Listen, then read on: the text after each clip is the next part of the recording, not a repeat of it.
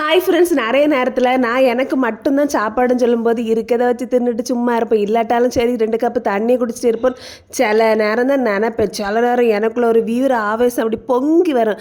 ஏன் ஒத்தைக்கு இருந்தால் நிறைய தின்ன விடாதா, ஏன் நிறைய கறி கூட்டு வைக்கக்கூடாதா, வை வை அப்படி சொல்லிட்டு ஒரு ஆவேசம் வரும் பார்த்தீங்களா. அப்படி தான் இன்றைக்கி எனக்கு வந்துச்சு பார்த்துருங்க. அதெல்லாம் கடன்னு ஒரு பைய எடுத்தாச்சு.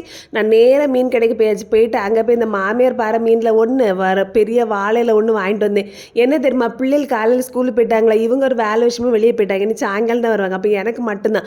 அப்போ நான் என்ன பண்ணுவேன், மாமியார் பாறையை சூப்பராக கறி வைப்பேன். இந்த வாழை மீன் இருக்குல்ல, அதை எனக்கு இந்த உப்பும் புளியெல்லாம் போட்டு அவிச்சு 10 அவிச்சு வச்சு அப்படி எடுத்து சாப்பிடுவாங்க. அது நல்லா பிடிக்கும் பார்த்துருங்க. அதுதான் இன்றைக்கி வச்சு நான் சாப்பிட போகிறேன். வந்தாச்சு, வாங்கியாச்சு, கையோட கழுவ வேலையும் தொடங்கியாச்சு. கழுவுனதுக்கப்புறம் அப்படி சரின்னு சொல்லிட்டு அப்படி போக மாட்டேன். அந்த இடத்த கழுவுனதுக்குள்ளே இடம் தெரியாத மாதிரி நீட்டாக தொடச்சி எடுத்து மாற்றி வச்சுட்டு தான் போவேன். இல்லைன்னா அது இன்னொரு வேலையாக வரும் பார்த்துருங்க. ஒரு வழியாக மீனெல்லாம் கழுவியாச்சு, என்னென்னா கறி கூட்டு வச்சு சாப்பிட போகிறேன். சரியா, நான் இப்போ சோறு வச்சுட்டேன். எனக்கு கறி தான் வைக்கணும், அவ்வளவுதான்.